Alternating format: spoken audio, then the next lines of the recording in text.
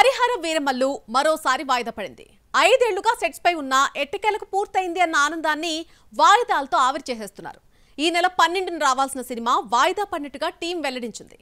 మళ్ళీ ఎప్పుడొస్తుందో చెప్పకుండా mega fans సహనాన్ని పరీక్షిస్తున్నారు. పవన్ క్రిష్ కాంబినేషన్ లో హరిహర వీరమల్లు తీద్దామన్న ఆలోచన వచ్చి 5 ఏళ్లు దాటింది. 2020 జనవరిలో PSPK 27 అనే వర్కింగ్ టైటిల్ తో ఫోటోషూట్ నిర్వహించారు. అదే ఏడాది సెప్టెంబర్లో మొదటి స్కెడ్యూల్ మొదలైంది. ఈ సినిమాను పక్కన పెట్టి భీమ్లా నాయక్ బ్రో పూర్తి చేశాడు పవన్. ఓజీ ఉస్తాద్ భగత్ సింగ్ ను మొదలు పెట్టాడు. ఇన్ని జరగ్గా వీరమల్లు మాత్రం షూటింగ్ కు నోచుకోలేదు. ఎటకేలకు గుమ్మడికాయ కొట్టినా రిలీజ్ సమస్య వెంటాడుతోంది. 3 ఏళ్ల పాటు వీరమల్లునే నమ్ముకున్న క్రిష్ బయటకు వచ్చేయడంతో నిర్మాత AM రత్నం కొడుకు జ్యోతి కృష్ణ మెగాఫోన్ పట్టి బ్యాలెన్స్ వర్క్ ను పూర్తి చేశాడు. మార్చి 28, మే 9, జూన్ 12 ఇవన్నీ వీరమల్లు ఊరించి హ్యాండ్ ఇచ్చిన రిలీజ్ డేట్స్. 12న సినిమాను మీ ముందుకు తీసుకురావాలని ఎంత శ్రమించినా వివిధ కారణాల వల్ల రిలీజ్ చేయలేకపోతున్నామన్నారు మేకర్స్. త్వరలోనే ట్రైలర్ తో పాటు రిలీజ్ డేట్ ప్రకటిస్తామని వెల్లడించారు. విడుదల వాయిదాకు VFX వర్క్ ఆలస్యమని నిర్మాత చెబుతున్నా ఆర్థిక ఇబ్బందుల కారణంగా సినిమా రిలీజ్ కు నోచుకోవడం లేదని సోషల్ మీడియాలో వస్తున్న న్యూస్ ను మాత్రం ఖండించడం లేదు.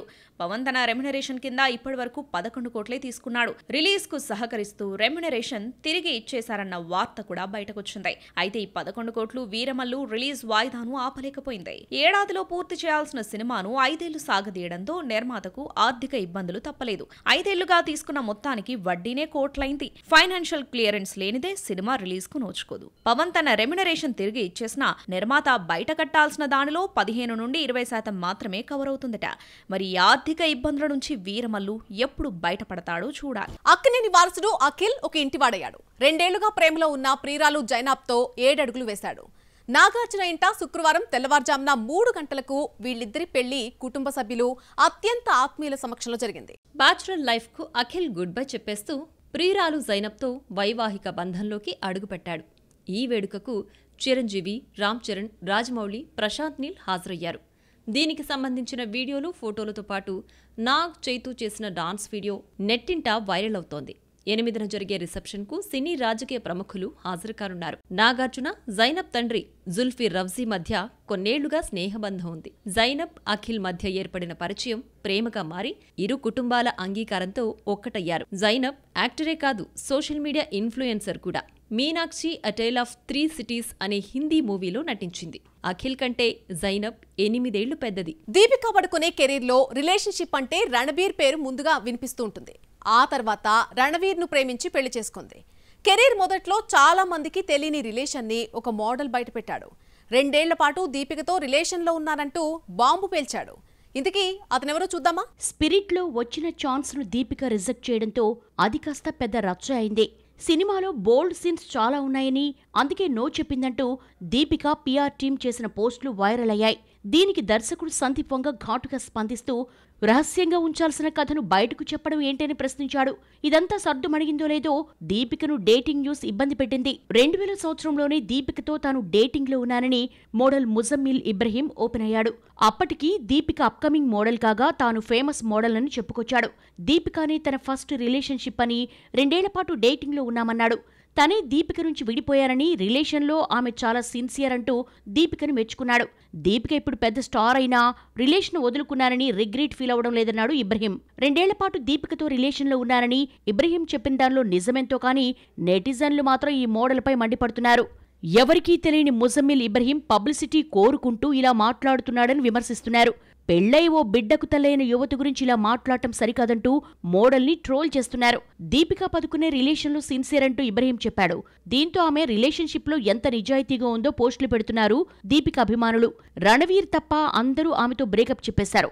అందుకే చివరికి ఆమెని అంటిపెట్టుకుని ఉన్న రణవీర్ సింగ్ ను పెళ్లి చేసుకుంది. దుల్కర్ సల్మాన్ తో ఏ ముహూర్తాన వెంకీ అట్లూరి లక్కీ భాస్కర్ తీశాడో గానీ ఈ మలయాళ హీరో నిజంగానే లక్కీ భాస్కర్ అయిపోయాడు. అదృష్టం అంటే ఇలాగే ఉంటుందేమో మరి. ఈ టాపిక్ ఇప్పుడెందుకు వచ్చింది?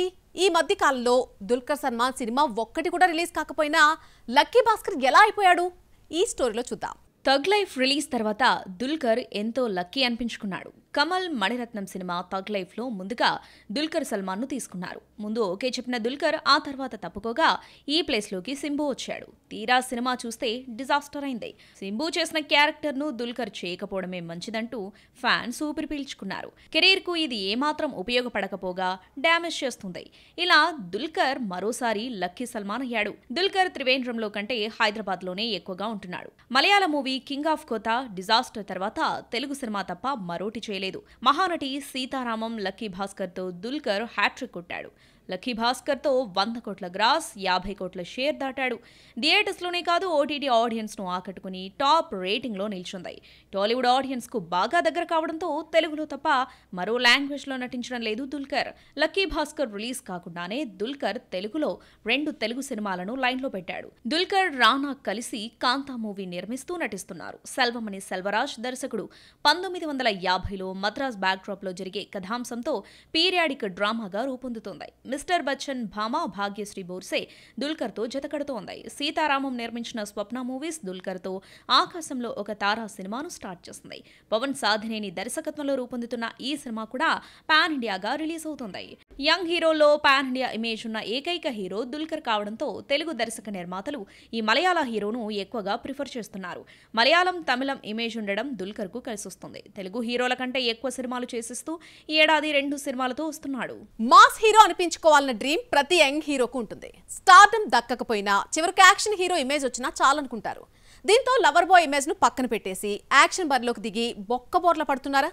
యాక్షన్ ఒక్కటే కమర్షియల్ ఫార్ములా అనే గుడ్డి నమ్మకంతో ఉంటే ఏం జరుగుతుందో రీసెంట్ గా రిలీజ్ అయిన సినిమా నిరూపించింది. అదేంటో చూద్దాం. యాక్షన్ సినిమా హిట్ అయితే అది కిక్కే వేరు. లవ్ స్టోరీ సినిమాలు ఎంత హిట్ అయినా మాస్ హీరో ఇమేజ్ దక్కదు. అందుకే మన యంగ్ హీరోలు మాస్ ఇమేజ్ గుర్తొచ్చినప్పుడల్లా యాక్షన్ బాట పడతారు. యాక్షనే సక్సెస్ మంత్రం కాదన్న సంగతి గ్రహించలేకపోతున్నారు. భైరవం సినిమాలో 3 యంగ్ హీరోలు బెల్లంకొండ సాయి శ్రీనివాస్, నారా రోహిత్, మంచు మనోజ్ కలిసి నటిస్తే ఇద్దరు హీరోల ఇంట్రొడక్షన్ యాక్షన్ తో మొదలైంది. సినిమాల్లో మరిన్ని భారీ యాక్షన్ సీన్స్ ఉన్నా సరైన కథ లేకపోవడంతో 50% కూడా రికవర్ కాలేదు. ప్రేక్షకులు ఫైట్స్ ఒక్కడే చూడారన్న సంగతి దర్శకుడు విజయ్ మరిచాడు. కందిరీగా హైపర్ సినిమాల్లో రామ్ యాక్షన్ చేసినా ఎంటర్టైన్మెంట్ కు కూడా ఇంపార్టెన్స్ ఇవ్వడంతో హిట్ అయ్యాయి. హై టెన్షన్ ఎనర్జీతో కనిపించింది మాత్రం ఇస్మార్ట్ శంకర్లోనే. స్టోరీ లైన్, హీరో క్యారెక్టరైజేషన్ కొత్తగా ఉండటంతో ఆడియన్స్ కూడా డిఫరెంట్ గా ఫీల్ అయి సక్సెస్ చేశారు. ఇస్మార్ట్ ఇచ్చిన కిక్కుతో పూరి రెచ్చిపోయి సీక్వెల్ గా డబుల్ ఇస్మార్ట్ తీస్తే ఆడియన్స్ ఈ డబుల్ యాక్షన్ ను భరించలేక ఫ్లాప్ చేశారు. యాక్షన్ హీరో అనిపించుకోవడానికి అఖిల్ మాస్ డైరెక్టర్ సురేంద్ర రెడ్డిని ఏరికోరి సెలెక్ట్ చేసుకుని ఏజెంట్ మూవీ చేస్తే బెడిసికొట్టింది. మరోసారి లెనిన్ అంటూ యాక్షన్ మూవీతో వస్తూ అదృష్టం పరీక్షించుకుంటున్నాడు. ఈ మధ్య కాలంలో యాక్షన్ నానికి మాత్రమే కలిసొచ్చింది. దసరా, సరిపోదా శనివారం హిట్ 3లో భయంకరమైన యాక్షన్ ఎపిసోడ్స్ ఉన్నా నడిపించే విధానం ఆకట్టుకోవడంతో ఆడియన్స్ ఈ సినిమాను హిట్ చేశారు. ఈ 2 ఇచ్చిన కిక్ తో మరింత రెచ్చిపోయిన నాని ది ప్యారడైజ్ లో నటిస్తున్నాడు. అర్జున్ రెడ్డి మూవీలో విజయ్ దేవరకొండ అగ్రెసివ్ గా కనిపించినా ఆ తర్వాత పెద్దగా యాక్షన్ జోలికి వెళ్లలేదు. యంగ్ హీరోలందరూ మాస్ ఇమేజ్ కోసం ట్రై చేస్తుంటే ఈ రౌడీ హీరో మాత్రం స్టార్ ఇమేజ్ పై కన్నేసి లైగర్ తో యాక్షన్ హీరోగా మారిన పూరి మేకింగ్ సినిమాను ఫ్లాప్ చేస్తుంది. ప్రస్తుతం నటిస్తున్న కింగ్డమ్ కూడా అవుట్ అండ్ అవుట్ యాక్షన్ మూవీనే అయినా కథతో మెప్పిస్తాడేమో చూడాలి. మరి భారీ యాక్షన్ సీన్స్ స్టార్సే చేయాలి, యంగ్ హీరోలు చేయకూడదన్న రూలేమీ లేదు. యాక్షన్ పేటెంట్ హక్కులు అందరివి. అయితే కథకు తగ్గట్టు యాక్షన్ సీన్స్ ఉండాలి కానీ ఇవి ఉంటేనే మాస్లోకి వెళ్తామన్న అపోహ నుంచి ముందు బయటపడాలి. హనుమాన్ తర్వాత తేజ సజ్జా నటిస్తున్న మిరాయి నుంచి వచ్చిన 3 టీజర్స్ యాక్షన్ తో రిలీజ్ అయినా ఇంప్రెస్ చేయడమే కాదు సినిమాకు హైప్ తీసుకొచ్చాయి. 38 ఏళ్ల నాటి హిట్ కాంబినేషన్ డిజాస్టర్ అయింది. నాయకుడు తర్వాత కమల్ హాసన్, మణిరత్నం కలయికలో వచ్చినటువంటి తగ్ లైఫ్ తో ప్రేక్షకులు బోర్ ఫీల్ అయి మొదటి రోజే షాకింగ్ కలెక్షన్స్ ఇచ్చారు. ఎంతో వస్తుందనుకుంటే ఇంతే వచ్చిందా? ఫస్ట్ డే కలెక్షన్స్ చూస్తుంటే తగ్ లైఫ్ కోలుకోవడం కష్టమే అనిపిస్తోందా? Have a look. First day first షోతోనే ఫ్లాప్ టాక్ తెచ్చుకున్న తగ్ లైఫ్ చివరికి డిజాస్టర్ మూవీ. భారతీయుడు 2 తీసుకొచ్చినంత కూడా రాబట్టలేదు. Bharateeyudu 2 first day world wide 25 కోట్లొస్తే తగ్ లైఫ్ 19 కోట్లతో సరిపెట్టుకుంది. డిజాస్టర్ టాక్ స్ప్రెడ్ కావడంతో రెండో రోజు వరల్డ్ వైడ్ 10 కోట్లు రావడం కూడా కష్టమే అంటున్నాయి ట్రేడ్ వర్గాలు. మణిరత్నం మేకింగ్ డిస్ట్రిబ్యూటర్స్ కు శాపంగా మారింది. నష్టాలు భారీగా ఉంటాయని లెక్కలేసుకుంటున్నారు. సినిమాను వరల్డ్ వైడ్ 106 కోట్లకు అమ్మితే బ్రేక్ ఈవెన్ కష్టమే అన్న సంగతి తెలిసిందే అయినా తక్కువ నష్టాలతో బయటపడితే చాలనుకుంటున్నారు. ఇక తెలుగు రైట్స్ ను 11 కోట్లకు అమ్మితే ఫస్ట్ డే వచ్చింది 1 కోటి మాత్రమే. 2 రోజు నుంచి భారీ డ్రాప్ కనిపిస్తోంది. విక్రమ్తో మంచి లాభాలు చూసిన నితిన్ తండ్రి సుధాకర్ రెడ్డిని తగ్ లైఫ్ కోలుకోలేని దెబ్బ కొట్టింది.